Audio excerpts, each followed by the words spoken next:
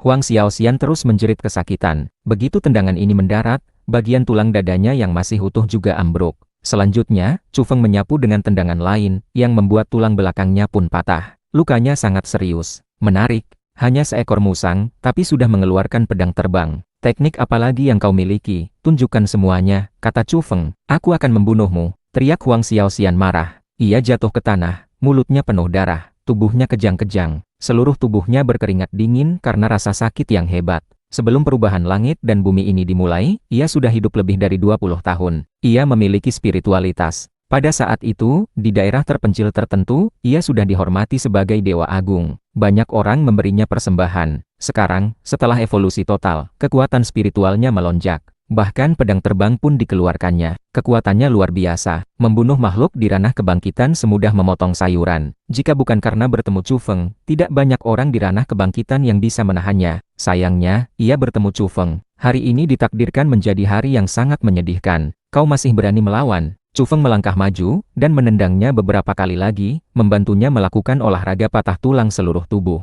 Huang Xiaoxian ketakutan, terutama karena rasa sakitnya. Rasa sakit yang hebat di tubuhnya membuatnya sulit menahan. Ia gemetar tanpa sadar. Keringat dingin mengalir deras. Meskipun ia marah, ia tidak berani menantang lagi. Meski begitu, Chu Feng masih menendangnya beberapa kali, bahkan mematahkan dagunya. Saat ini, air mata dan ingus Huang Xiaoxian mengalir. Rasa sakit itu benar-benar tak tertahankan. Ia bahkan sulit untuk berbicara sekarang, karena dagunya patah. Di langit malam, bintang-bintang berkelip. Di atap, suasananya sunyi senyap. Sisi manusia terkejut.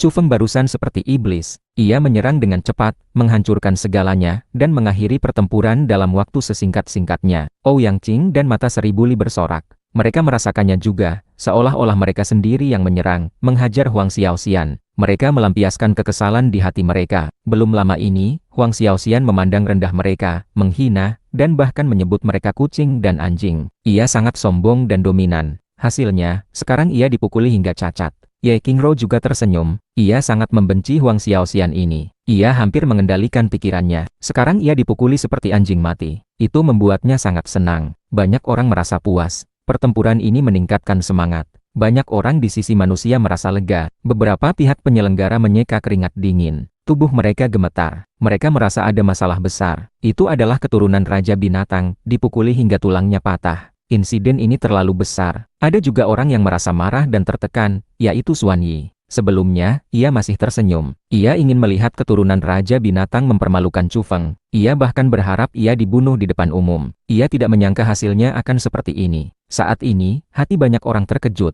terutama beberapa eksekutif senior. Mereka merasa telah meremehkan Raja Dewa Banteng. Kekuatannya jauh melebihi perkiraan. Bahkan Jiang Luoshen pun merasa jantungnya berdebar kencang. Chu Feng adalah orang yang membunuh Raja Serigala Biru, tidak diragukan lagi. Ia bisa memastikannya sepenuhnya. Kalau tidak, bagaimana mungkin ia sekuat ini? Ia sudah curiga sebelumnya. Ia telah menonton rekaman video itu belasan kali. Sekarang ia semakin yakin. Tempat itu sedikit gempar. Orang-orang tersadar. Mereka benar-benar terkejut barusan. Tiba-tiba, diskusi pecah. Mereka sangat gembira dan bersemangat. Baru saat ini, orang-orang dari pihak penyelenggara bergegas maju dengan panik. Mereka dengan hati-hati memeriksa tubuh Huang Xiaoxian, dan meminta maaf dengan suara rendah, mengucapkan segala macam kata-kata baik. Tadi, Chu Feng seperti iblis, membuat pihak penyelenggara tidak berani bergerak. Sekarang, mereka meratap di dalam hati. Mereka membenci Chu Feng. Ia melukai Huang Xiaoxian dengan parah, hampir melumpuhkannya. Bagaimana mereka akan menghadapi ahli binatang aneh selanjutnya? Chu Feng, kau benar-benar... Seseorang ingin marah pada Chu Feng. Namun, ketika ia melihat tatapan dingin Chu Feng, orang itu langsung terdiam. Ia sangat takut. Sampai sekarang, semua orang bisa melihat bahwa Chu Feng bukan orang biasa. Kekuatannya menakutkan. Ia lebih kuat dari identitasnya sebelumnya, Raja Dewa Banteng. Masalah ini belum selesai, kata Huang Xiaoxian dengan nada kebencian, setelah memuntahkan seteguk darah. Ia belum pernah mengalami kerugian sebesar ini. Apa kau ingin aku mengikuti aturan hidup dan mati? Kata Chu Feng dengan dingin. Kemudian, detik berikutnya, ia langsung melompat ke depan. Ini adalah kecepatan subsonik, cepat seperti kilat. Ketika ia mendarat, terdengar suara krak. Kedua kakinya menginjak kedua kaki Huang Xiaoxian. Jelas, tulangnya patah. Kemudian, ia melangkah maju. Satu kaki menginjak wajahnya. Seketika, banyak giginya rontok. Huang Xiaoxian ketakutan. Ia takut Chu Feng akan menginjaknya sampai mati di sini. Semua orang dari pihak penyelenggara ketakutan, tetapi mereka tidak berani menghentikannya. Mereka bahkan tidak berani bernapas. Mereka melihat dari samping dengan wajah pucat. Kakak Chu Feng, cukup, tepat pada saat ini, seseorang dengan cepat mendekat. Ia menghentikan Chu Feng, tidak membiarkannya membunuh. Ini adalah seorang pemuda. Ia tampak berusia 23 atau 24 tahun. Sosoknya ramping, wajahnya halus. Ia adalah pemuda yang sangat lembut. Ia melihat Chu Feng, dan berkata, "Aku Zhao Yu, dari Istana Yusu." Chu Feng terkejut. Ia tahu siapa orang ini. Ada 3 pemuda di Istana Yusu yang dilatih secara khusus. Salah satunya adalah Zhao Yu. Ia mengira ahli dari binatang aneh yang akan datang untuk menghentikan. Ia tidak menyangka Zhao Yu yang datang lebih dulu. Ampuni dia, kalau tidak, Istana Yusu juga akan sulit, kata Zhao Yu. Ia sopan dan halus, ia adalah ahli unggulan dari Istana Yusu. Chu Feng berpikir sejenak. Ia mengangkat kakinya. Ia tidak menginjaknya lagi. Faktanya, ia juga tidak ingin membunuh Huang Xiaoxian di depan umum. Raja binatang baru saja mencapai konsensus dengan manusia. Jika ia segera membunuh keturunan Raja binatang, dampaknya akan sangat buruk. Jika di alam liar, Chu Feng akan langsung membunuhnya. Namun, di bawah pengawasan banyak orang, jika ia melakukan itu, ia akan memicu badai besar. Sekarang Huang Xiaoxian hampir lumpuh. Banyak tulang di sekujur tubuhnya patah. Hasil ini mungkin lebih baik. Ia menjadi contoh yang buruk, dan memiliki efek pencegah yang lebih besar. Tindakan kuat Chu Feng ini berfungsi sebagai peringatan bagi keturunan Raja binatang lainnya. Manusia tidak kekurangan ahli. Cukup sampai di sini, baru saat itu Kong Sheng angkat bicara, dan berjalan mendekat. Saat ini, banyak orang mengikuti di belakangnya. Mereka semua mendampingi dengan hati-hati, karena identitas Kong Sheng sangat istimewa. Huang Xiaoxian menunduk. Ia sedikit takut, dan juga merasa sangat tertekan. Ia kalah telak dengan begitu menyedihkan. Itu membuatnya sangat marah. Siapa yang harus disalahkan jika kekuatanmu sendiri tidak cukup? Pergilah, kata Kong Sheng dengan acuh tak acuh. Kemudian, ia pergi lebih dulu. Ia tidak mencari masalah. Itu di luar dugaan beberapa orang. Ini membuat Xuan Yi sangat kecewa. Ia merasa menyesal. Ia sangat berharap orang seperti Kong Sheng menyerang dengan kuat. Chu Feng terkejut. Ia merasa Kong Sheng ini tidak sederhana. Jelas ia tidak memiliki niat baik terhadapnya, tetapi ia bisa pergi dengan begitu tenang. Seseorang membawa tandu, meletakkan Huang Xiaoxian di atasnya, dan membawanya pergi. Saat datang, ia penuh semangat, dan sangat angkuh. Ketika pergi, ia digotong. Tidak diragukan lagi, berita pertempuran ini pasti akan menyebar. Huang Xiaoxian akan menjadi pecundang di mata orang-orang. Baik di masyarakat manusia maupun di antara binatang aneh, ia akan menjadi contoh buruk.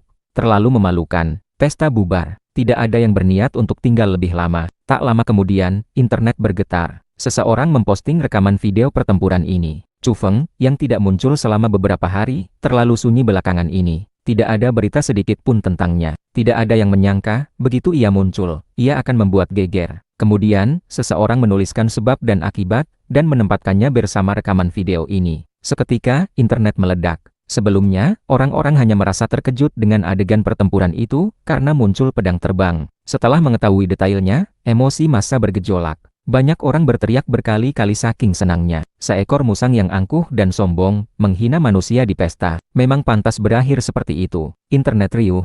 Dukungan berpihak pada Chu Feng. Banyak orang merasa darah mereka mendidih. Mereka ingin sekali hadir di tempat kejadian untuk menghajar musang sombong itu. Setelah Chu Feng kembali, ia segera menemui Lu Tong, dan memberitahukan detail kejadian. Apa mereka tahu kau yang membunuh Raja Serigala Biru? Pria tua itu sangat tenang. Ia tidak menunjukkan gejolak emosi. Ia tidak terpengaruh oleh apapun. Ia sedang berpikir keras. Di sebuah ruangan mewah dan luas, Huang Xiaoxian menghancurkan alat komunikasi. Ia sangat marah. Ia melihat rekaman video di internet. 2 pria tua ada di kamarnya. Mereka sedang membantunya menyambung tulang. Mereka berpengalaman, dan pada saat yang sama, telapak tangan mereka bersinar, memiliki energi misterius. Serangan yang sangat berat. Si kecil Huang hampir lumpuh.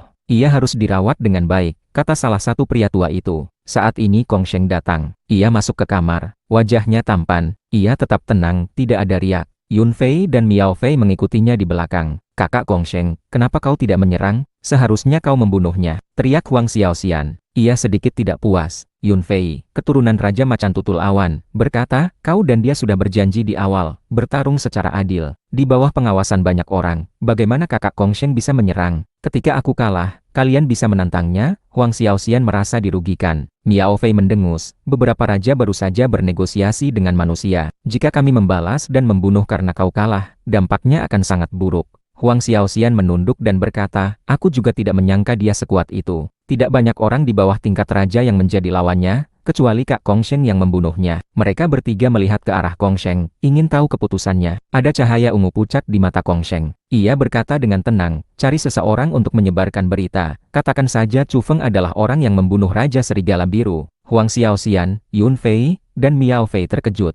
Mata mereka terbelalak. Bahkan kedua pria tua di ruangan itu, yang tadinya tenang, sekarang mata mereka bersinar terang. Mereka menunjukkan keterkejutan. Tidak peduli apakah itu dia atau bukan, selalu ada alasan untuk menyerang dan membunuhnya, kata Kong Sheng dengan tenang. Beberapa orang terkejut, lalu mereka semua kagum. Huang Xiaoxian sangat gembira, dan berkata, kakak Kong Sheng sangat bijaksana. Hebat. Alasan ini sudah cukup. Selain manusia, kita semua akan memusuhinya. Jika kita membunuhnya seperti ini, meskipun sedikit mencolok, manusia tidak akan bisa berkata apa-apa. Jangan mencolok. Bunuh dia secara diam-diam, kata Kong Sheng. Kemudian, ia melihat kedua pria tua di ruangan itu, dan berkata, nanti, Paman Huang dan Paman Lin akan pergi sendiri. Baik. Huang Yun mengangguk. Ia sudah ingin menyerang sejak lama. Ia berasal dari garis keturunan yang sama dengan Huang Xiaoxian. Melihatnya dipukuli seperti ini, ia sudah memiliki niat membunuh. Pria tua lainnya, Kong Lin, juga mengangguk. Cahaya ungu bersinar di matanya. Aura menakutkan yang tersembunyi di dalam tubuhnya meresap keluar, membuat orang merasa ngeri. Huang Xiaoxian sangat gembira. Ia tahu betapa menakutkannya kedua pria tua ini. Di rumah mewah lain, Mu Tian sedang membaca buku. Itu adalah buku kuno yang menguning. Di sampulnya tertulis kata-kata kitab tinju baji. Jika dilihat orang luar, mereka pasti akan sangat terkejut.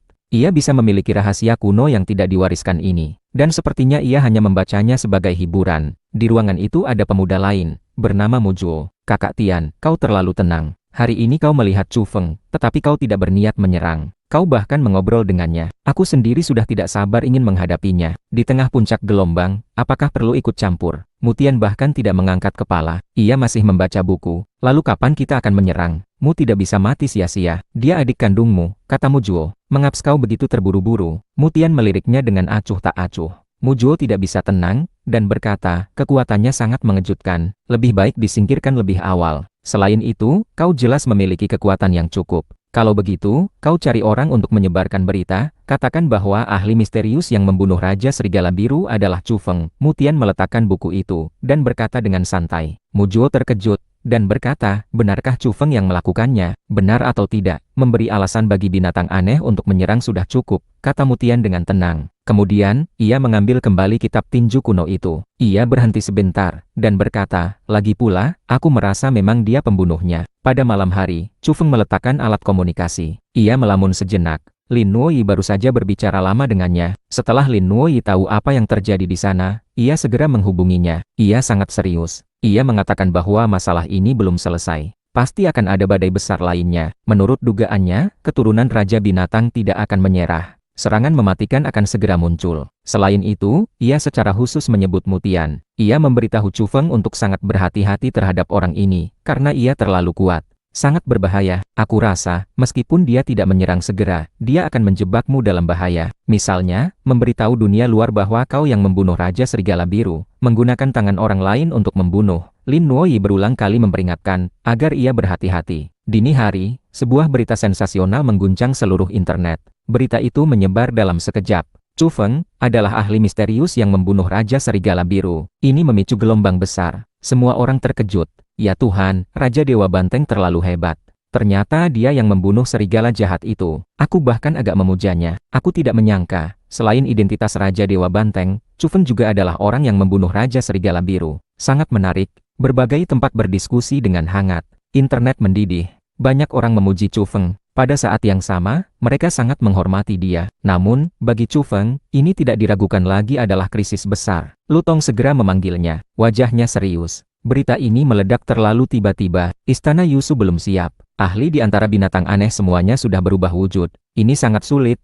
Lu Tong khawatir. Ia berdiri. Setelah ragu-ragu sejenak, ia berkata dengan tegas, sekarang hanya ada satu cara. Cara apa? Chu Feng selalu tenang. Memecahkannya dengan kekuatan. Biarkan kau menjadi lebih kuat, dan bisa bersaing dengan Raja Binatang, kata Lu Tong. Chu Feng menatapnya, tidak berbicara. Kami akan mengirim kau ke tanah Fengshan, kata Lu Tong dengan suara berat. Ia sangat serius. Baik.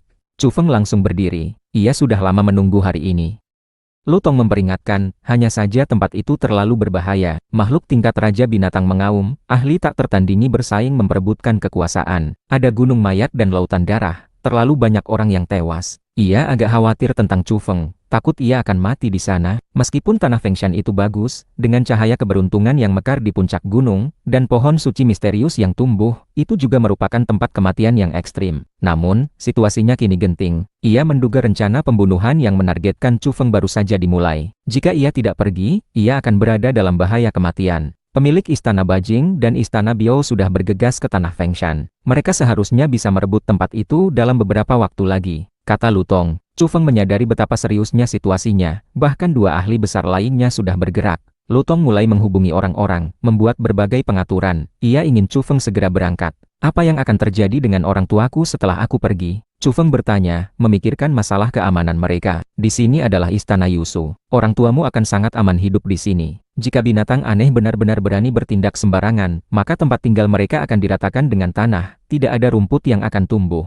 Lutong memiliki kepercayaan diri, sebab tiga ahli dari Istana Bajing, Istana Yusu, dan Istana Biao telah mengeluarkan kata-kata keras. Siapapun yang berani menginjak tempat kultivasi mereka pasti akan dibantai. Kau membunuh Raja Serigala Biru. Target mereka hanyalah kau. Bencana tidak akan menimpa keluarga. Ini adalah garis bawah. Kalau tidak, keturunan mereka juga tidak akan ada yang bisa hidup, kata Lutong. Kemudian, ia menghela napas pelan. Awalnya aku juga ingin kau bersembunyi di Istana Yusu. Tapi bagaimanapun juga, saat ini tidak ada ahli terkuat yang menjaga di sini. Aku takut mereka akan bertindak nekat. Pada saat yang sama, Lutong tidak ingin terlalu pasif. Daripada membiarkan Chu Feng bersembunyi, lebih baik mencari cara agar ia bangkit secepat mungkin, dan kemudian kembali dengan kuat. Lutong biasanya tersenyum ramah, tetapi ia sangat tegas pada saat-saat kritis. Ia sangat menghargai Chu Feng, dan merasa ia memiliki potensi untuk menjadi makhluk tingkat raja binatang. Chu Feng lalu pulang untuk mengucapkan selamat tinggal kepada orang tuanya. Ayah, ibu, kalian jangan khawatir. Ada beberapa ahli terkuat yang menjaga di sana. Itu sangat aman. Di rumah, Chu Feng berpura-pura santai. Mata Wang Jing memerah. Bagaimana mungkin ia tidak khawatir setelah kejadian sebesar ini? Kau harus ekstra hati-hati, Chu Jiwan memperingatkan. Setelah itu, alat komunikasi Chu Feng berdering. Huang Niu menghubunginya. Bahkan yang berada jauh di Gunung Kunlun pun tahu tentang insiden kali ini. Ia memberitahu Chu Feng bahwa ia bisa pergi ke Kunlun untuk bertemu dengannya dan sapi hitam besar. Siapapun yang berani mengejar dan membunuh akan mereka musnahkan.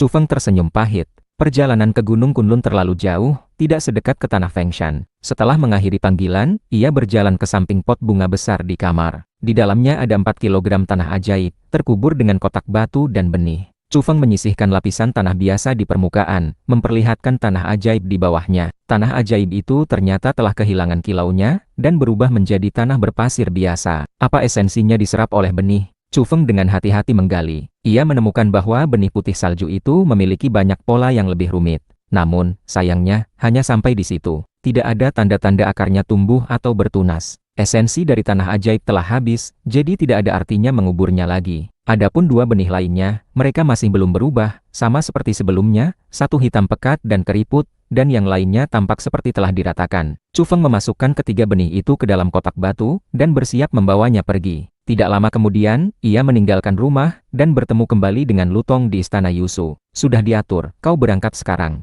Sebuah mobil membawa Chu Feng, melewati terowongan bawah tanah dari Istana Yusu menuju tempat parkir bawah tanah di sebuah gedung bisnis tertentu. Saluran di antara keduanya sangat rahasia. Kemudian, mobil itu naik ke permukaan tanah, dan mulai berangkat dari sana. Ini terutama karena Lutong khawatir ada binatang aneh yang mengawasi di luar Istana Yusu. Aku akan menemui binatang aneh itu, dan melihat apakah aku bisa bernegosiasi. Lutong juga berangkat untuk menemui Gong Sheng dan yang lainnya. Ruang tamu itu besar. Dekorasinya tidak mewah, tetapi cukup nyaman. Gong Sheng duduk di sofa. Ia mengundang Lutong untuk minum teh. Ia selalu sangat damai, tidak terlalu akrab, tetapi juga tidak terlalu jauh, sangat tenang. Miao Fei, sebagai keturunan Raja Binatang, secara pribadi menyeduh teh di sana. Keahlian upacara tehnya sangat indah. Gerakannya terampil dan anggun. Melihatnya saja sudah merupakan kenikmatan. Perlu diketahui bahwa mereka adalah binatang aneh, tetapi sekarang mereka terlihat lebih elegan dan berperilaku baik daripada manusia. Tentu saja, kecuali Huang Xiaoxian. Ia duduk di kursi roda, seluruh tubuhnya dipasangi gips dan kerangka logam. Matanya membawa tatapan kebencian tanpa disembunyikan. Kata-katanya sangat tidak enak didengar. Apa Chu Feng sepenting itu? Jika kakak Gong Sheng menyerang, ia bisa memusnahkannya dengan satu jari. Apa dia layak membuat kau datang sendiri untuk memohon? Lutong meliriknya dengan acuh tak acuh, dan mengabaikannya. Maksud kedatanganmu sudah aku tahu dengan jelas. Kau terlalu khawatir. Kami tidak pernah berpikir untuk melakukan apapun pada Chu Feng. Pasti ada kesalahpahaman di sini,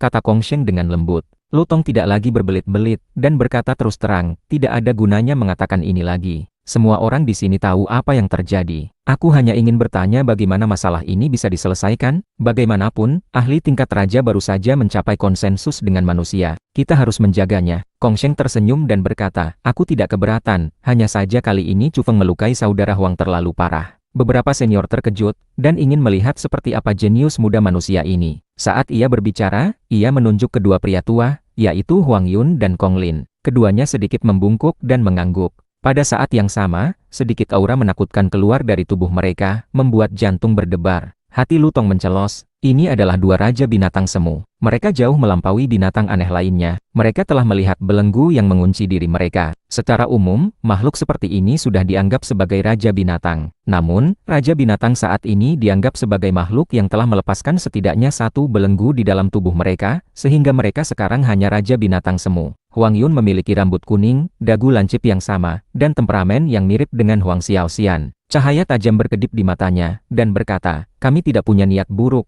hanya ingin melihat seberapa luar biasa Chu Feng ini, dan mengenalnya. Aku tidak tahu apakah saudara Lu bisa mengaturnya. Lutong mengerutkan kening. Mustahil untuk mempercayai mereka. Bahkan Raja Binatang Semu sudah bergerak. Situasinya sangat buruk. Untungnya, ia mengatur Chu Feng untuk segera pergi. Tiba-tiba, alat komunikasi Lutong bergetar. Ia menerima pesan teks dari Chu Feng, memberitahunya bahwa pesawat penumpang mengalami sedikit masalah, dan penerbangan akan ditunda. Wajah Lutong berubah. Rencananya benar-benar tidak berjalan mulus. Tepat pada saat ini, alat komunikasi Huang Yun juga berdering. Ia melihat, lalu tersenyum dan berkata, permisi, aku dan saudara Kung ada urusan lain yang harus diselesaikan. Kedua pria tua itu bangkit, dan meminta maaf. Hati Lutong mencelos, mungkinkah urusan bandara ada hubungannya dengan mereka? Itu terlalu menakutkan. Ia agak tidak percaya. Namun, ia tetap menghubungi orang-orang istana Yusu sesegera mungkin. Zhao Yu, kirim buah aneh yang aku simpan kepada Chu Feng. Biarkan dia bertindak sesuai keadaan. Lutong mengirim pesan teks. Buah aneh itu mungkin bisa membantu Chu Feng menerobos, tetapi harapannya kecil, kurang dari 10%. Sebab, menapai tingkat raja binatang terlalu sulit. Buah aneh biasa sudah lama tidak efektif. Ia membutuhkan buah luar biasa yang dihasilkan oleh pohon kuno ajaib di pegunungan besar dan sungai terkenal. Pada saat yang sama, Lutong juga tidak ingin Chu Feng mengonsumsi terlalu banyak buah aneh. Ia lebih ingin ia menerobos menggunakan serbuk sari, tetapi ia tidak menyangka situasinya memburuk hingga mencapai titik yang menakutkan ini. Ia benar-benar takut urusan bandara dilakukan oleh Kong Sheng dan kelompoknya. Di istana Yusu, wajah Zhao Yu sedikit pucat pasi. Ia adalah salah satu dari 3 ahli unggulan muda di istana Yusu yang dilatih secara khusus. Baru-baru ini, ia merasakan tekanan. Chu Feng datang belakangan, dan semakin dihargai oleh istana Yusu. Buah aneh ini sudah aku minta berkali-kali, tapi tidak diberikan padaku, malah langsung diberikan padanya. Wajah Zhao Yu terlihat jelek. Ia mengambil buah aneh itu, dan pergi dengan mobil. Namun, ia berhenti di tengah jalan. Ia ragu-ragu. Akhirnya, ia menggertakkan gigi, dan menyimpannya. Ia berencana membawanya kembali, dan menyimpannya untuk terobosannya sendiri. Setelah itu, ia mengirim pesan ke nomor kontak tertentu, memberitahukan informasi penerbangan Chu Feng. Suara Zhao Yu sangat dingin, dan berkata, jika kau mati, semuanya akan berakhir sempurna. Jika kau hidup, aku akan bilang aku terlambat, dan tidak bisa mengirimkan buah aneh itu. Di ruang tamu, Lutong sedikit terdiam, menunggu hasilnya. Mereka duduk dan berkata, masalahnya sudah selesai. Maaf atas ketidaksopanan kami barusan. Cahaya tajam di mata Lutong meredup. Ia merasa orang-orang ini tidak mendapatkan berita apapun. Tadi mereka sengaja menguji, melakukan tindakan itu, untuk mengamati reaksinya. Ia duduk dengan tenang. Ia tidak lagi melihat alat komunikasinya. Aduh, maaf, ada urusan lagi. Kami harus pergi. Permisi, kata Huang Yun. Lutong tertawa getir. Huang Yun dan Kong Lin dengan cepat meninggalkan kota Shuntian, dan kemudian mereka berdua berubah menjadi wujud asli mereka. Apa beritanya bisa diandalkan? Huang Yun berubah menjadi musang. Seluruh tubuhnya berwarna emas. Seharusnya tidak salah. Kita cegat dan bunuh dia di jalan. Kong Lin berubah menjadi burung merak.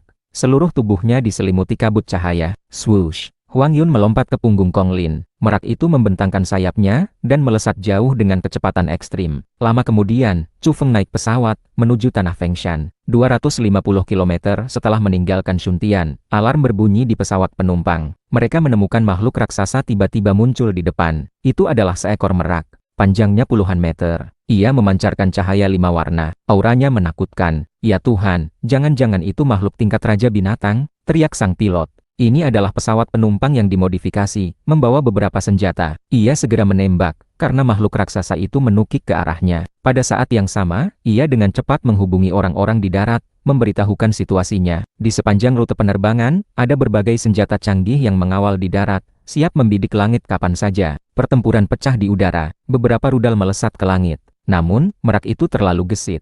Seluruh tubuhnya memancarkan cahaya terang. Ia tidak bisa terlihat dengan jelas. Ia benar-benar diselimuti oleh api cahaya. Dalam sekejap mata, ia mendekati pesawat penumpang. Ia menggunakan badan pesawat sebagai perisai, membuat orang-orang di darat enggan menyerang. Kerak! Ia langsung merobek badan pesawat. Cakarnya yang tajam dengan mudah menembus, menghancurkan segalanya. Orang-orang yang memantau adegan ini di darat sangat terkejut.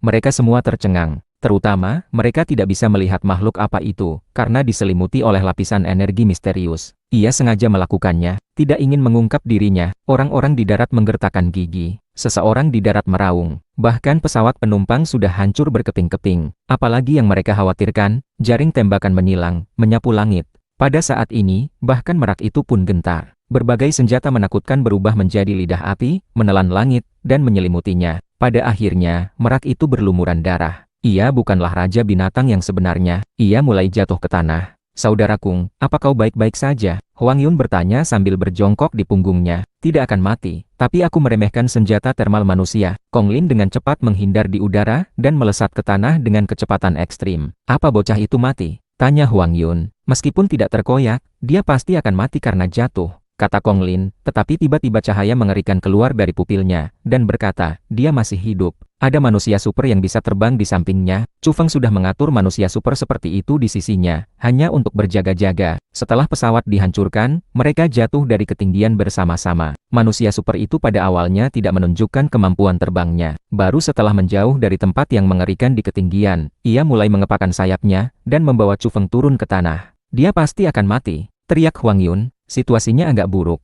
Salah satu sayapku patah. Aku nyaris tidak bisa mendarat. Jika aku terbang dengan paksa sebentar lagi, kecepatannya tidak akan cukup, kata Kung Lin. Pak tua, aku diserang. Pesawatnya hancur, kata Chu Feng segera setelah menghubungi Lutong. Apa? Lutong sudah kembali ke istana Yusu. Di mana kau? Aku akan mengirim orang untuk menyelamatkanmu. Lutong sedikit cemas. 250 km dari selatan Shuntian. Tempat ini dulu disebut Pegunungan Qi. Chu Feng memberitahu. Tidak ada pilihan. Makan saja buah aneh itu, kata Lutong. Buah aneh apa? Chu Feng heran. Apa Xiao Yu tidak mengirimkannya padamu? Lutong terkejut. Tidak, aku harus melarikan diri. Chu Feng dengan cepat menutup telepon, karena dua monster di langit menukik ke bawah. Chu Feng berdiri di tanah, dan berkata kepada manusia super di sampingnya, kau cepat pergi. Segera terbang. Target mereka hanya aku. Tapi, tidak ada tapi. Chu Feng menyuruhnya pergi. Kemudian, ia langsung masuk ke hutan. Ia berpikir sejenak, dan berlari ke satu arah. Istana Yusu. Di mana Xiao Yu? Teriak Lutong dengan marah. Xiao Yu diserang. Dia terluka parah. Ketika dia dikirim ke rumah sakit, dia sudah koma, kata seseorang. Apa? Lutong mengerutkan kening. Setelah itu, ia menghubungi keturunan Raja Merak, dan berkata dengan dingin, Kong Sheng, kalian menyerang dengan begitu kejam. Apa kalian tidak takut nyawa kalian sendiri tidak akan aman? Suara Kong Sheng di alat komunikasi sangat tenang, dan berkata, Senior Lu, apa yang kau katakan? Apa kau bicara tentang gelembung yang meledak di selatan? Serangga kecil di gelembung itu mati. Terlalu rapuh. Aku bahkan tidak tertarik untuk memperhatikan, apalagi menyerang. Kau, bagus, kubiarkan kau sombong sebentar. Lutong sangat marah. Di ruang tamu, Kong Sheng meletakkan alat komunikasi. Melalui jendela, ia melihat ke selatan, dan berkata, benar-benar rapuh. Huang Xiaoxian malah bersemangat, dan berkata, pesawatnya hancur berkeping-keping. Dia pasti mati. Meskipun dia tidak mati, kedua senior akan merobeknya berkeping-keping. Hari itu, beberapa helikopter bersenjata terbang ke selatan. Sore harinya, Chu Feng berlumuran darah. Dua raja binatang semu mengejarnya. Ia sama sekali tidak bisa melawan. Kedua orang ini jauh lebih kuat daripada Raja Serigala Biru yang cacat hari itu. Sedikit bersentuhan, Chu Feng tahu bahwa kedua orang ini hanya kekurangan kesempatan untuk menjadi raja binatang sejati. Setidaknya, dalam hal kekuatan, mereka sudah mencapainya. Apa yang mereka kurang adalah indera spiritual dan kecepatan. Setelah menjadi raja binatang, indera spiritual mereka mengerikan, tidak takut bahaya, dan seringkali dapat memprediksi sebelumnya. Pada saat yang sama, setiap raja binatang, hanya dengan berlari di tanah, dapat menembus batas kecepatan suara, mencapai atau melampaui kecepatan supersonik. Itu benar-benar menakutkan. Kekuatan kedua binatang aneh ini sangat menakutkan. Itu adalah tingkat raja binatang sejati. Chu Feng tidak punya cara untuk melawan. Ia hanya bisa melarikan diri. Tubuhnya berdarah. Ada beberapa luka mengerikan, tetapi ia tidak mengucapkan sepatah kata pun. Ia berlari dengan kecepatan ekstrim. Ini adalah krisis terbesar yang pernah ia hadapi. Ini menyangkut hidup dan mati. Bocah, kau tidak akan hidup. Hwang Yun mengejar di belakang, mencibir berulang kali. Ia agak kesal, karena butuh waktu lama untuk mengejarnya. Sekarang kau tidak punya jalan ke langit, dan tidak punya pintu ke tanah. Tidak ada yang bisa menyelamatkanmu. Kong Lin berkata dengan dingin. Ia berubah menjadi wujud manusia, mengejar dengan dua kakinya. Salah satu lengannya berlumuran darah, dan bengkok secara tidak wajar. Setelah melarikan diri sejauh 150 km, Chu Feng merasa lega di dalam hati. Ia akhirnya menemukan tempat itu, tambang perak. Apa? Pohon kuno sebesar itu, berbuah misterius. Di belakang, Hwang Yun dan Kong Lin terkejut. Pohon aneh sebesar itu biasanya hanya ada di pegunungan besar dan sungai terkenal. Jika mereka bisa mendapatkannya, mereka bisa dengan cepat berevolusi menjadi raja binatang. Enyah, Kong Lin membentak Chu Feng. Ia tidak takut lukanya memburuk. Ia menahan rasa sakit yang hebat, berubah menjadi wujud aslinya, membentangkan sayap, dan menyerbu. Ia berpura-pura menyerang Chu Feng, tetapi sebenarnya menyerbu ke arah pohon kuno itu. Hwang Yun juga berteriak, dan menyerbu ke depan. Daya pikat buah semacam itu terlalu besar baginya. Dalam sekejap, Kong Lin menjerit. Bagian bawah tubuhnya diselimuti oleh bola cahaya perak, dan ditarik ke dalam tambang perak. Ia berjuang keras. Hwang Yun juga berteriak. Ia juga diselimuti oleh sinar cahaya perak, dan berjuang keras. Swoosh! Hwang Yun menyerbu keluar, tetapi salah satu kakinya hilang. Enyah dariku, Kong Lin cukup kuat. Ia menyerbu naik dengan paksa, dan melepaskan diri. Namun, ia sangat menyedihkan. Hanya bagian dada ke atas yang tersisa. Bagian lain hilang. Ia berlumuran darah, dan dengan cepat melemah. Swoosh! Chu Feng menyerbu. Ia mengangkat pedang dan memenggal kepala Kong Lin, membunuhnya sepenuhnya. Hwang Yun menjerit, dan kemudian berbalik, melarikan diri. Beberapa menit kemudian, Hwang Yun menghubungi Kong Sheng. Senior Hwang pasti lelah. Demi serangga kecil saja, kalian harus berlari sejauh itu. Maaf sudah merepotkan, kata Kong Sheng dengan tenang. Tetapi, tak lama kemudian, ia merasa ada yang tidak beres. Nafas Hwang Yun terengah-engah. Pada saat yang sama, Chu Feng menghubungi Lutong, dan berkata, Pak Tua, kirim helikopter bersenjata untuk membawaku ke Jinmen. Aku akan berangkat ke tanah Fengshan dari sana. Saat ini, ia harus segera menerobos, dan mencapai kekuatan yang bisa menandingi Raja Binatang.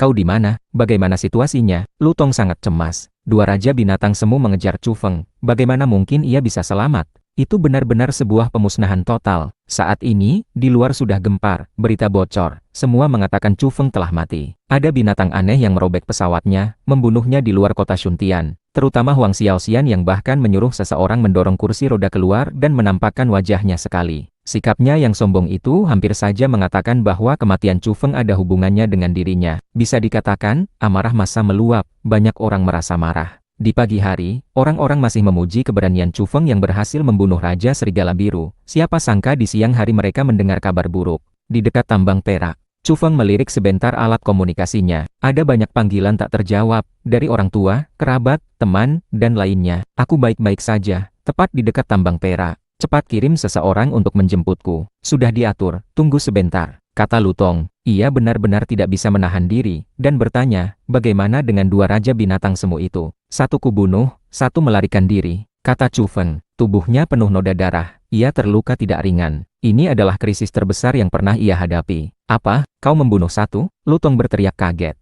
Ia telah memikirkan segala kemungkinan, tetapi tidak menyangka Chu Feng bisa membunuh Raja Binatang Semu. Ini bukan serigala biru yang cacat, melainkan dua Raja Binatang Semu yang dalam kondisi utuh. Siapa yang bisa menjadi lawan mereka di bawah level makhluk tingkat raja? Tunggu dan lihat berita, aku akan mengirimkan beberapa pesan, kata Chu Feng dengan suara dingin. Karena masalah sudah menjadi besar, apalagi yang perlu dikhawatirkan? Tidak perlu menyembunyikan, ia hanya ingin menampar wajah para binatang aneh itu dengan keras. Bu, jangan menangis, aku baik-baik saja. Chu Feng menghubungi orang tuanya, dan seketika mendengar tangisan Wang Jing. Ia benar-benar sangat khawatir, karena saat ini seluruh internet gempar, semua mengatakan Chu Feng telah mati. Dapat dikatakan, peristiwa yang terjadi hari ini memiliki dampak yang terlalu besar. Semua orang memperhatikan, banyak yang sangat marah, bahkan berteriak ingin berperang melawan binatang aneh. Seorang ahli manusia yang membunuh Raja Serigala Biru dan menorehkan jasa besar, akhirnya terbunuh dan dihina oleh Huang Xiaoxian dan binatang aneh lainnya. Banyak orang gemetar karena marah. Kong Sheng sedang berbicara dengan Hwang Yun melalui telepon, senyumannya membeku. Tatapannya menjadi dingin untuk pertama kalinya. Ternyata itu bukan kabar kemenangan, melainkan kabar buruk.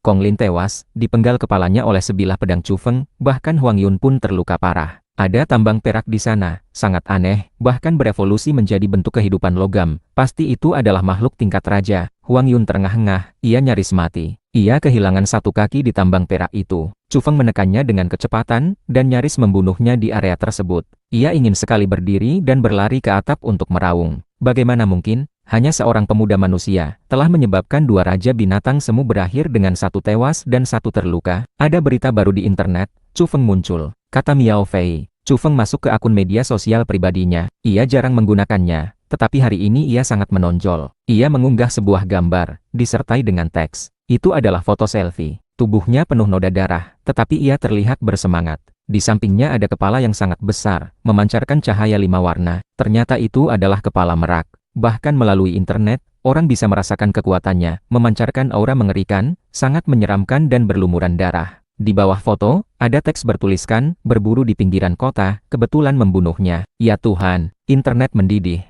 Melihat postingan ini, semua orang yakin ia selamat. Tubuhnya berlumuran darah, dan ia telah membunuh merak seperti itu, sudah cukup untuk menjelaskan masalahnya. Ada ahli yang menilai secara kasar berdasarkan gambar, bahwa kepala merak ini tidak sederhana, termasuk raja binatang semu. Saat ini, hanya Kong Sheng yang memiliki orang seperti itu di sisinya, ia bernama Kong Lin. Boom, kali ini, internet benar-benar akan meledak. Chu Feng membunuh seorang raja binatang semu, mengguncang dunia. Bos, kau sangat perkasa. Ouyang Qing melolong, dan segera meninggalkan komentar di bawahnya, menyatakan kegembiraan dan kebahagiaannya. Chu Feng, syukurlah kau baik-baik saja. Sebelumnya mereka tidak bisa menghubungi Chu Feng, sekarang mereka benar-benar lega. Bos, sebelumnya aku hampir menangis, mengira kau benar-benar dibunuh oleh mereka. Tidak disangka kau malah pergi berburu. Bagus sekali, hahaha. Du Huijin tertawa tanpa henti. Foto itu dan satu baris tulisan yang ditinggalkan Chu Feng benar-benar pasangan yang sempurna. Berburu di pinggiran kota, kebetulan membunuhnya. Orang-orang heboh membicarakannya, membagikannya secara gila-gilaan. Gambar ini langsung menjadi viral di internet, dan baris tulisan itu membuat hati banyak orang merasa lega. Setelah Kong Sheng melihatnya, cahaya ungu meledak di sekeliling tubuhnya, menunjukkan niat membunuh yang kuat. Dua sorot cahaya mengerikan keluar dari matanya. Wajahnya yang aneh namun tampan dipenuhi rasa dingin. Beberapa orang di ruangan itu tidak berani bersuara. Mereka semua tahu bahwa ia sangat marah. Seorang ahli dari klan Merak dibunuh begitu saja, dan fotonya diunggah. Dia benar-benar pantas mati, terlalu arogan, kata Huang Xiaoxian dengan suara penuh kebencian. Hahaha, melegakan. Pak Tua Lutong tertawa terbahak-bahak setelah melihat gambar dan teks itu. Kekesalan sebelumnya hilang seketika. Tak lama kemudian, postingan kedua Chu Feng keluar. Itu adalah ekor musang, tetapi ukurannya sangat besar. Panjangnya mencapai beberapa meter, mengembang, berwarna emas cemerlang. Chu Feng berdiri di dekat ekor raksasa itu, masih berupa selfie. Tubuhnya penuh noda darah, berfoto dengannya, dan di bawahnya juga terdapat satu baris tulisan. Jurus bau tak terhindarkan, biarkan dia melarikan diri. Teksnya sederhana, tetapi cukup menjelaskan situasinya. Ini sekali lagi memicu gelombang besar. Seseorang langsung menduga bahwa ini adalah raja binatang semu dari garis keturunan musang. Setelah itu, seorang ahli keluar untuk mengidentifikasi, dan yakin bahwa ini adalah ekor Huang Yun. Saat ini, hanya dia satu-satunya ahli tingkat raja binatang semu dari garis keturunan musang yang berada di Shuntian. Ya Tuhan, apa ini benar? Satu lagi raja binatang semu, bahkan ekornya dipotong, dan akhirnya melarikan diri menggunakan jurus bau. Semua tahu bahwa bau yang dikeluarkan oleh garis keturunan musang tak terhindarkan dan sulit ditahan. Tak disangka Chu Feng mengalami serangan bau dari raja binatang semu. Gambar dan teks kali ini, selain sensasional, juga memiliki sedikit unsur komedi. Banyak orang tertawa terbahak-bahak. Hanya dua postingan gambar dan teks, amarah yang selama ini terpendam di hati orang-orang hilang seketika, dan mereka merasa sangat nyaman, sungguh melegakan. Huang Xiaoxian berteriak. Ia benar-benar tidak tahan dengan penghinaan seperti ini. Raja binatang semu dari garis keturunan mereka begitu menyedihkan, bahkan ekornya dipotong oleh Chu Feng. Suruh dia keluar, aku akan membunuhnya dengan tanganku sendiri. Wajah Kong Sheng dipenuhi rasa dingin yang ekstrim. Niat membunuh menyebar keluar, dan kekuatan yang sangat mengerikan terpancar dari tubuhnya. Setelah Chu Feng memposting dua gambar dan teks, itu sama dengan memberitahu semua orang bahwa ia baik-baik saja. Gemuruh. Sebuah helikopter bersenjata mendarat, muncul di dekat tambang perak. Awalnya sudah banyak pesawat di dekat sana, ingin memberikan dukungan. Setelah menerima perintah Lutong, mereka segera bergegas ke sini. Chu Feng naik ke pesawat dan menuju Jinmen. Karena Shuntian telah menjadi pusaran masalah, dengan binatang aneh yang bercokol, jika ia terbang dari sana lagi, ia mungkin akan dicegat lagi. Lutong sepenuhnya setuju, dan juga berpikir ia harus berangkat dari Jinmen. Saat ini, Lutong terus menghubungi orang-orang untuk berunding, meminta Jinmen untuk bersiap-siap. Begitu Chu Feng tiba, segera kirim pesawat untuk mengawalnya ke tanah Fengshan. Chu Feng berhasil tiba di Jinmen, lalu terbang dari sana, melesat pergi, langsung menuju selatan, bergegas ke tujuan. Ia pergi, tetapi di belakangnya tetap riuh, keributan yang ditimbulkannya terlalu besar. Wajah Kong Sheng diselimuti awan gelap. Ia menggunakan segala kekuatan untuk mencoba menghentikan kepergian Chu Feng, tetapi gagal. Tak lama kemudian, Huang Xiaoxian tampak sedih dan lesu. Bahkan Huang Yun pun tidak bersemangat, karena leluhur dari garis keturunan mereka langsung mengirim orang untuk menghubungi dan memarahi mereka. Leluhur meremehkan kita, mengatakan kita terlalu memalukan. Huang Xiaoxian sedikit panik. Ia tahu sifat leluhur itu, ini berarti ia sangat marah. Namun, itu bukan salah Raja Binatang itu marah, karena garis keturunan mereka menjadi bahan tertawaan setelah 2 pertempuran. Apa Raja Binatang Huang punya instruksi? Tanya Kong Sheng. Huang Xiaoxian berkata, leluhur yang marah akan mengirim Raja Binatang Semu lain, mengatakan bahwa Chu Feng harus dibunuh untuk menghapus rasa malu. Klan kami juga akan mengirim 2 Raja Binatang Semu, kata Kong Sheng dengan dingin. Klan ini semuanya ahli, sangat sombong. Dipimpin oleh Raja Merak, mereka dikenal sebagai ahli tak terkalahkan yang menyapu dunia, belum pernah merasakan kekalahan hingga kini. Klan yang begitu sombong, bagaimana bisa mentolerir Kong Lin dipenggal kepalanya? Mereka bersumpah untuk membunuh Chu Feng, menggunakan darahnya untuk persembahan kepada Kong Lin. Mata Huang Xiaoxian berkilat. Ia berkata, sekarang kita tidak kekurangan ahli, cukup untuk menghancurkannya. Tetapi bagaimana jika dia tidak muncul? Apa kita harus mengancam orang tuanya? Lihat dulu, jangan bertindak gegabah untuk saat ini. Kong Sheng menatapnya dengan dingin. Karena ini terlalu mengikat. Jika berani menerobos Istana Yusu, mungkin akan memprovokasi 3 ahli terkuat di Istana Bajing, Istana Yusu, dan Istana Biao secara bersamaan. Pada sore hari kedua, Chu Feng mendekati tanah Fengshan. Pesawat pun mendarat. Gunung tidak ada yang lebih besar darinya, sejarah tidak ada yang lebih tua darinya. Pada zaman Praken, para raja kuno telah melakukan ritual pengorbanan kepada langit dan bumi di sini. Semua raja bijak berkumpul di tempat ini. Kemudian, setelah Qin Shi Huang menyatukan dunia, ia memilih tempat ini untuk ritual Fengshan. Sejak saat itu, setiap dinasti, termasuk Kaisar Wu dari Han, datang ke sini untuk berkorban kepada langit dan bumi. Setelah perubahan besar di langit dan bumi, tempat ini seharusnya menjadi tempat yang paling cocok bagi manusia untuk bangkit. Chu Feng turun dari pesawat, memandang ke gunung raksasa yang megah itu. Inilah Gunung Tai, megah dan luas, menjulang tinggi. Pada zaman kuno, tempat ini dianggap sebagai tempat permulaan segala sesuatu. Setelah perubahan besar di langit dan bumi, Gunung Tai juga berubah, menjadi semakin tanpa batas dan sangat megah. Chu Feng berjalan keluar dari bandara. Seseorang menjemputnya dan mengantarnya ke kota di kaki Gunung Tai, memintanya untuk beristirahat semalam. Namun, bagaimana ia bisa menunggu? Ia ingin segera mendaki gunung. Situasinya kini genting, ia tidak tahu apa yang akan terjadi setelah ia pergi. Meskipun Lutong menjaminnya, binatang aneh tidak akan berani menyerbu Istana Yusu, dan keselamatan orang tuanya terjamin, ia tetap sedikit gelisah. Selain orang tuanya, apakah Ye Qingrouo, Du Huaijin, dan Chen Luoyan akan diserang? Ia sudah menyuruh mereka pergi ke Istana Yusu dan menunggu, jangan keluar, dan tunggu ia kembali. Ia memikirkan orang lain, terlalu banyak orang yang terkait dengannya. Malam ini benar-benar tidak bisa mendaki gunung, karena di sana ada pertempuran sangat dahsyat.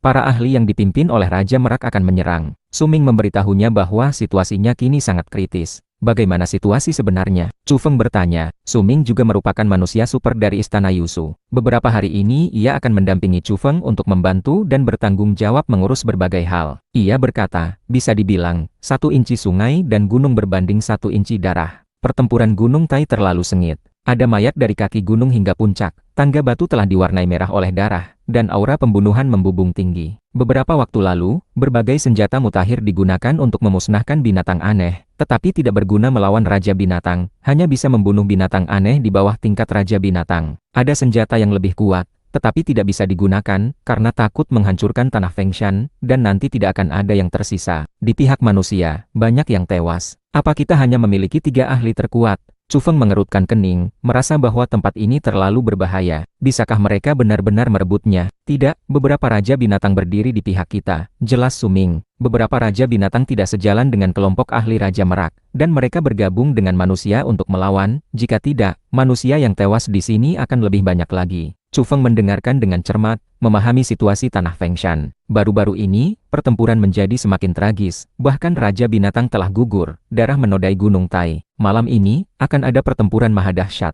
Saat itu, penguasa Istana Yusu akan berduel dengan Raja Merak. Sebelum ini, mereka telah menjalani banyak pertarungan, tetapi belum ada pemenang yang diputuskan. Dan para raja lainnya juga akan berpartisipasi, ditakdirkan untuk mengguncang langit dengan auman binatang. Kemungkinan besar, ahli tingkat raja lain akan gugur. Ada keanehan apa di puncak gunung? Chu Feng bertanya. Ia tidak tahu mengapa obsesi Raja Merak begitu dalam, bersikeras untuk bersaing dengan manusia untuk tempat ini. Dalam pandangannya, ini seharusnya menjadi tanah suci bagi manusia. Konon ada warisan misterius di sini, dan Raja Merak datang untuk itu, jelas Suming secara detail. Raja Merak bangkit di daerah Barak Da'a. Ia pernah melihat beberapa catatan di dinding batu di sana, ukiran kuno, yang mengatakan bahwa seorang saint dari garis keturunan Merak pernah terbang ke Gunung Tai, dan kemungkinan besar meninggalkan warisan. Itulah mengapa Raja Merak menjadi gila, bersikeras untuk merebut tempat ini. Faktanya, dia sudah menguasai satu metode pernapasan yang lengkap. Hanya saja dia menginginkan lebih, kata Suming. Ada karakter kuat apa lagi? Tanya Chu Feng. Bagaimanapun, 3 ahli terkuat dari Istana Bajing, Istana Yusu, dan Istana Bio telah datang, bersama-sama berperang untuk tanah Fengshan. Musuhnya jelas tidak sesederhana Raja Merak saja. Pasti ada ahli yang sangat kuat di antara Raja Binatang. Suming mengangguk, berkata, ada juga seekor gagak, namun, ia sangat istimewa. Sebagian besar bulu hitam legamnya telah rontok, dan sebagian bulu emas telah tumbuh. Beberapa orang menduga dia mungkin berevolusi menjadi gagak emas. Faktanya, gagak ini kini telah dihormati sebagai Raja Gagak Emas. Konon, ia juga pernah melihat ukiran batu di suatu gunung besar, yang mencatat bahwa leluhur Gagak Emas pernah mendarat di puncak Gunung Tai, jadi ia juga datang untuk membunuh. Raja Macan Tutul Awan dan Raja Kucing 9 Nyawa juga ada di sini, kekuatannya sangat mengerikan. Suming memberitahu Chu Feng satu persatu tentang Raja Binatang menakutkan yang ada di sini. Ia juga mengungkapkan bahwa Raja Kucing 9 Nyawa dan yang lainnya juga datang karena mendengar bahwa leluhur mereka pernah datang ke Gunung Tai, sehingga mereka membunuh sepanjang jalan untuk mendaki. Chu Feng mendengarkan, dan tahu banyak hal. Sepertinya para ahli terdahulu dari setiap ras pernah datang ke sini, bahkan ada saint yang muncul. Ini benar-benar agak menakutkan. Apa yang disembunyikan Gunung Tai? Sejak zaman kuno, beberapa dari 3 penguasa dan 5 kaisar manusia telah datang langsung ke tempat ini untuk melakukan ritual, dan kemudian berlanjut selama dinasti berturut-turut. Setelah kebangkitan binatang aneh, mereka juga menemukan bahwa ahli terkuat dari leluhur mereka pernah datang ke sini, dan ingin menyelidikinya. Chu Feng bertanya, setelah pertempuran yang terus-menerus, mereka seharusnya sudah mendaki puncak gunung sejak lama, apa tidak ada penemuan apapun? Tentu saja sudah, puncak gunung berlumuran darah. Namun, berbicara tentang puncak gunung, tempat itu sangat aneh, sejauh ini belum ada yang mendapatkan hasil yang besar. Ketika Suming menyebut puncak gunung, ia juga memiliki banyak keraguan. Puncak gunung berkilauan, dengan cahaya mengalir, tetapi juga diselimuti kabut. Sekilas, orang sama sekali tidak bisa melihat menembusnya. Baik ahli terkuat di antara manusia, maupun raja binatang terkuat di antara binatang aneh, pernah menerobos masuk ke sana dan menemukan bahwa dunia di sana terlalu luas. Itu tidak sesederhana puncak gunung, ruang di sana sangat besar. Ada istana bawah tanah yang rusak, istana megah, dan lainnya, kata Suming, lalu menambahkan, bahkan, Raja Gagak Emas yakin bahwa dia pernah merasakan adanya telur gagak emas murni di sana. Dia ingin menembus kabut untuk menemukannya, tapi gagal dan tidak bisa merasakannya lagi. Ada pohon suci apa di sini? Ini adalah hal yang paling ingin Chu Feng tahu. Suming berkata, setelah puncak gunung membesar, pohon kuno misterius yang muncul tidak hanya satu. Tapi ada beberapa yang kering dan belum pulih vitalitasnya, sementara yang lain baru saja bertunas.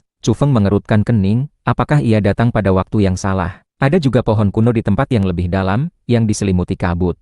Tercium aroma samar, jelas sedang mekar, tapi tidak ada yang bisa menemukannya atau mendekatinya. Tempat itu sangat aneh. Mendengar ini, Chu Feng langsung tahu bahwa tempat itu sangat luar biasa. Bahkan Raja Binatang tidak dapat menemukan lokasi yang tepat dari pohon suci yang sedang mekar itu. Hatinya berdebar kencang. Meskipun ia tidak dapat menemukan pohon suci yang sedang berbunga, itu tidak masalah, karena ia memiliki benih putih salju. Chu Feng ingin menggunakan tempat harta karun di puncak Gunung Tai ini untuk menanam benihnya sendiri. Mungkin ia juga bisa menerobos ke tingkat raja. Ia cukup yakin dengan benih itu. Setelah pertumbuhan terakhir, benih itu seolah telah mengalami transformasi, sama sekali berbeda dari tampilan sebelumnya. Kali ini, mungkin bisa menumbuhkan tanaman yang lebih menakjubkan. Di malam hari, Chu Feng berdiri di depan jendela, memandang ke gunung besar yang megah dan luas itu. Setelah perubahan besar di langit dan bumi, gunung itu setidaknya berlipat ganda, dan menurut Suming, gunung itu masih membesar. Di daerah lain, banyak gunung purba muncul, tetapi tubuh gunung yang ada tidak banyak berubah.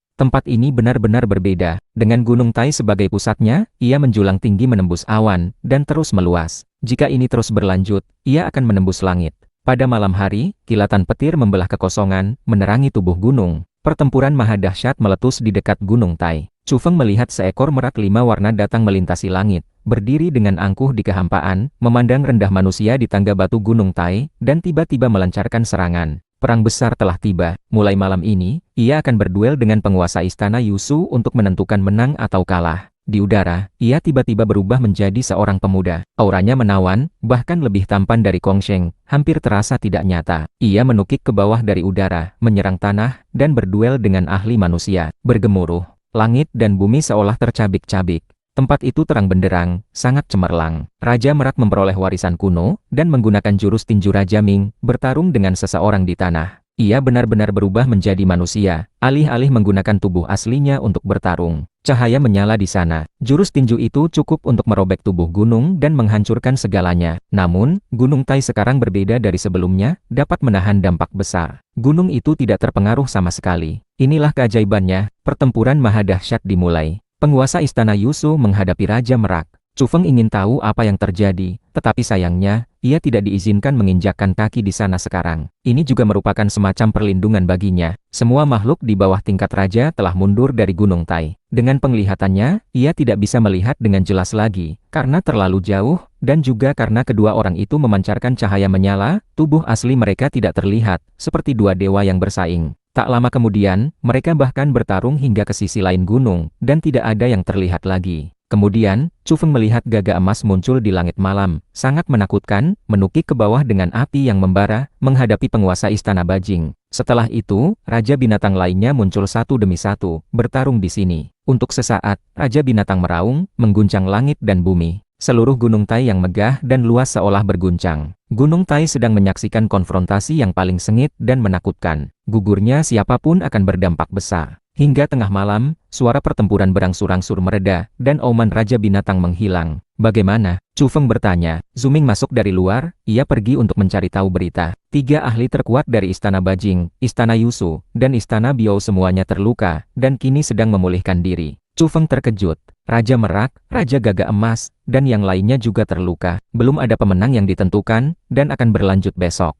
Sabarlah menunggu kesempatan. Zuming memberitahunya, semakin ganas para ahli terkuat ini bertarung, dan semakin parah mereka terluka, semakin besar kesempatan Chu Feng. Menurut pengalaman sebelumnya, ketika para ahli terkuat beristirahat, orang lain memiliki kesempatan untuk mendaki gunung dan mencari peluang. Namun, hingga saat ini, belum ada yang mendapatkan hasil mengejutkan di tanah Fengshan. Keesokan harinya, pertempuran dimulai lagi. Para ahli itu terus bertarung. Sayangnya, beberapa ahli kuat masih belum bisa menentukan pemenang. Di sela-sela itu, Chu Feng sempat menyalakan alat komunikasinya untuk mencari tahu situasi di luar. Banyak orang mencarinya, tetapi ia tidak dapat membalas satu persatu. Kalian cari mati.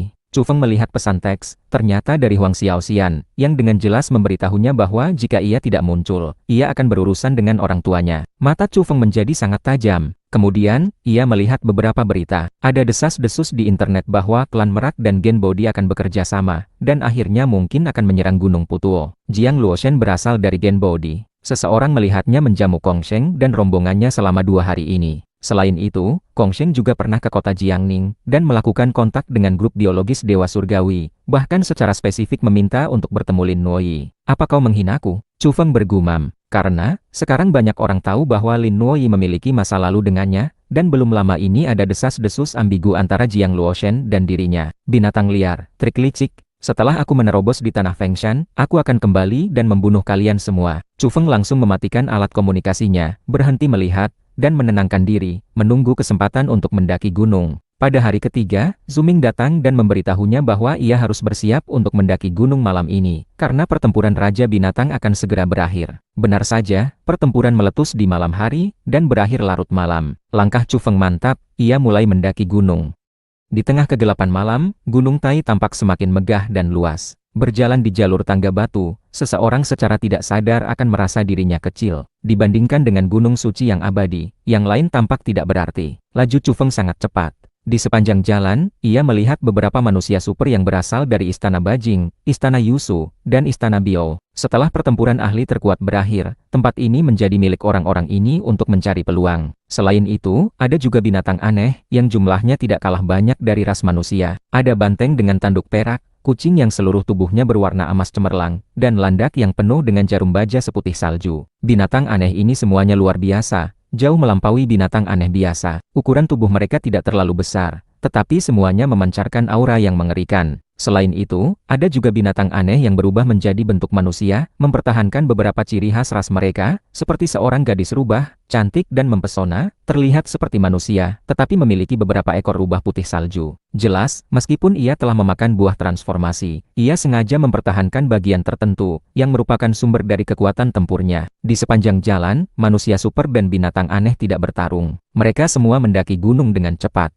Ini di luar dugaan Chu Feng, ia mengira mereka akan bertarung sampai mati. Seorang manusia super memberitahunya, pertempuran ahli terkuat baru saja berakhir. Ini adalah kesempatan langka. Tidak ada yang akan membuang energi di tengah jalan, kecuali mereka melihat peluang di puncak gunung. Jika tidak, mereka tidak akan bertarung untuk sementara waktu. Chu Feng pernah datang ke Gunung Tai di masa lalu, dan menemukan bahwa gunung itu benar-benar berbeda. Setelah perubahan besar di langit dan bumi, ia tidak tahu berapa kali lipat gunung itu telah meluas, hampir setinggi langit. Di sepanjang jalan, hanya sedikit orang yang berbicara, mereka semua bergegas dengan kecepatan tinggi. Chu Feng melangkahkan kakinya, angin menderu. Ia mencapai kecepatan subsonik, tidak sabar untuk mencari tempat dengan pohon kuno misterius di puncak gunung. Sekalipun ia tidak dapat menemukan kuncup bunga yang mekar, ia harus menemukan tempat untuk menanam benih yang ada padanya. Sepanjang perjalanan, ia melesat kencang. Banyak manusia super yang bisa terbang ditinggalkan di belakangnya. Di sepanjang jalan, gapura bernama Gerbang Langit Selatan terlihat di depan. Gapura itu tidak runtuh, dan masih berdiri tegak. Kini, 3 kata Gerbang Langit Selatan memiliki aura unik. Setelah mencapai sini, kabut awan sudah mengepul. Gunung Tai sekarang terlalu tinggi, sudah berada di atas awan. Dalam kebingungan, orang merasa seolah-olah mereka benar-benar telah tiba di istana surgawi. Chu Feng tiba, bergegas ke tempat tertinggi Gunung Tai. Kabut di sini sangat tebal, di mana-mana ada awan, samar-samar dan tidak nyata. Kabut ini agak aneh, dapat menghalangi indera spiritual seseorang, sangat berbeda dari kabut biasa. Tidak heran para raja binatang pun tidak begitu peka di sini. Tempat tertinggi di Gunung Tai disebut Puncak Kaisar Giok, yang juga merupakan tempat tertinggi. Chu Feng mendaki, ia dapat melihat bahwa tebing-tebing di sekitarnya memancarkan cahaya berwarna, sangat suci, tetapi kabut di sekitarnya masih sangat tebal. Puncak Kaisar Giok sangat besar di luar imajinasi, sebuah area kosong, seolah-olah telah tiba di dunia yang asing. Tempat ini benar-benar berbeda dari Gunung Tai sebelumnya. Tembok yang runtuh, puing-puing menjadi bukit. Ada banyak reruntuhan bangunan kuno di sini, tetapi tidak mampu menahan erosi waktu, dan semuanya telah runtuh.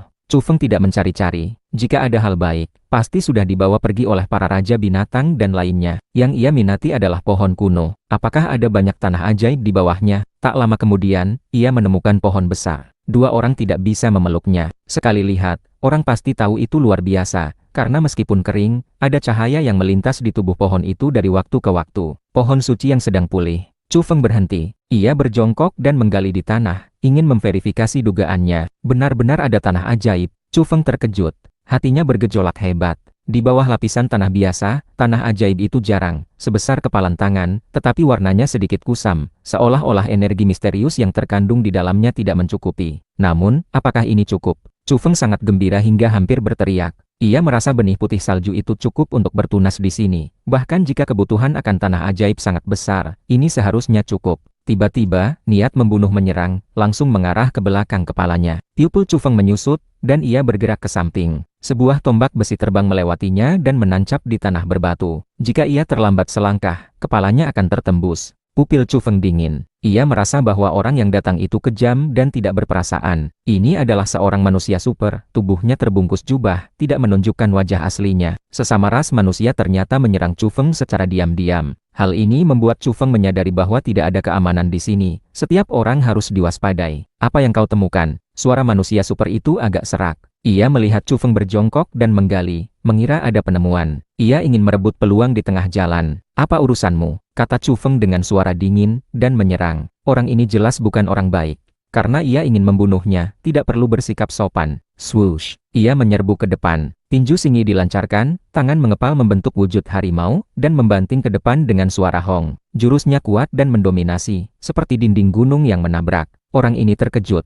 Kekuatannya sangat kuat, tetapi orang yang ia temui di sini lebih tidak normal. Dalam sekejap, ia menyadari bahwa ia bukan tandingannya. Jangan salah paham, kita sama-sama ras manusia, teriaknya. Namun, 2 tombak besi di tangannya menusuk ke depan, menghalangi jejak tinju Chu Feng. Kedua tombak besi itu patah, hancur oleh jejak tinju Chu Feng. Ia bisa menghancurkan dinding baja setebal 60 cm, apalagi cuma senjata seperti ini. Orang itu terpental, menabrak batu, dan memuntahkan darah. Kau terus-menerus mengatakan dirimu ras manusia, tapi menyerangku secara diam-diam dan ingin mengambil nyawaku. Orang sepertimu adalah bencana yang akan datang. Aku tidak tahu apa kau telah membunuh orang lain. Puff. Ia harus memilih tempat yang relatif terpencil. Sebaiknya tidak ada yang menginjakkan kaki, agar lebih mudah baginya untuk menanam benih itu. Chu Feng menuju ke kedalaman kabut.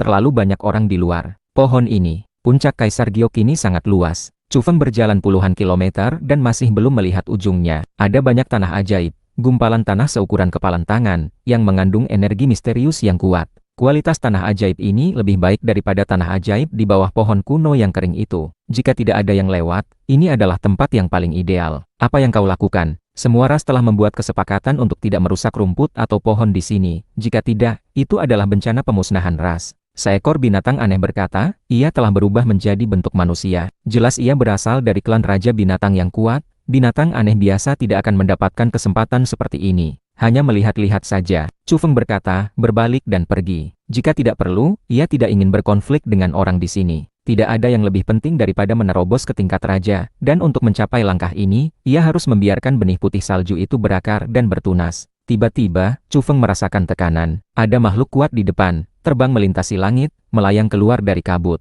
Ahli tingkat Raja Binatang Semu. Hati Chu Feng bergetar. Makhluk tingkat ini telah muncul. Jelas berbahaya. Ia pernah berhadapan dengan mereka, dan tahu bahwa ia tidak bisa melawan mereka secara langsung. Terutama, itu adalah seekor merak, yang membuatnya berpikir keras. Mungkinkah ia datang khusus untuk membunuhnya? Chu Feng diam-diam waspada dan menuju ke tempat yang terpencil. Semuanya minggir. Di kejauhan, merak itu membentak semua orang. Ia benar-benar terlihat sedang mencari sesuatu. Chu Feng menjauh, semakin mendesak untuk menemukan tempat yang sunyi. Apa yang kau lakukan? Apa kau mengira ras manusia tidak punya siapa-siapa? Ternyata ada juga ahli tingkat Raja Binatang Semu di pihak manusia, muncul di sini, berhadapan dengan merak itu. Merak itu mendengus dingin, dan meninggalkan area tersebut. Chu Feng berjalan jauh ke dalam, tidak takut tersesat, hanya takut tidak berjalan cukup jauh. Anak muda, jangan jalan terus, ada bahaya di depan. Bahkan Raja Binatang tidak berani masuk dengan mudah. Kabut di sana lebih tebal. Seorang pria tua melihat Chu Feng, dan mengingatkannya dengan baik. Ia memberitahu Chu Feng bahwa ini adalah zona penyangga. Melewati ini, semuanya menjadi tidak pasti. Chu Feng berterima kasih padanya, dan berjalan memutar. Tetapi akhirnya ia masuk juga. Benar saja, kabut di sini lebih tebal, mudah membuat orang tersesat, dan tidak bisa membedakan arah. Tetapi setelah masuk ke sini, ia benar-benar mencium aroma samar. Desas-desus itu benar, ada pohon suci yang sedang berbunga, tapi tidak dapat ditemukan. Gumam Chu Feng terkejut.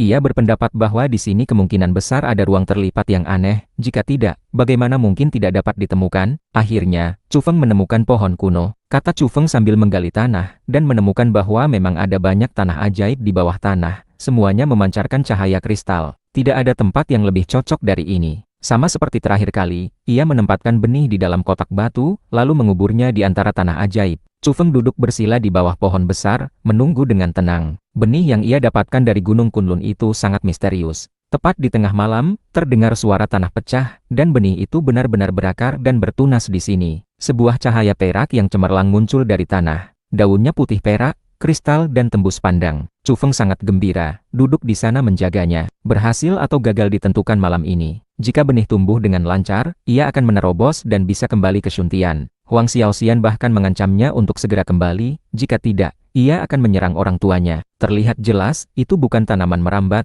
melainkan pohon kecil perak. Batang utamanya memiliki 3 cabang, dan daunnya putih perak. Setengah jam kemudian, tingginya sudah mencapai 1,5 meter, seluruhnya putih perak, berkilauan. Masih tumbuh, seru Chu Feng terkejut. Pohon itu mendekati 2 meter, dan retakan muncul di batang utamanya. Potongan demi potongan kulit tua putih perak terbuka, seperti sisik naga putih salju. Pohon itu mulai menjadi kuat dan kokoh, seperti naga putih yang bersembunyi. Angin sepoi-sepoi bertiup, daun-daunnya bergoyang, mengeluarkan suara yang menyenangkan, seperti batu giok yang bertabrakan, sangat misterius. Chu Feng tahu, pohon ini jelas luar biasa, dan seharusnya bisa membuatnya menerobos ke tingkat Raja Binatang. Peluang terbesarnya telah tiba.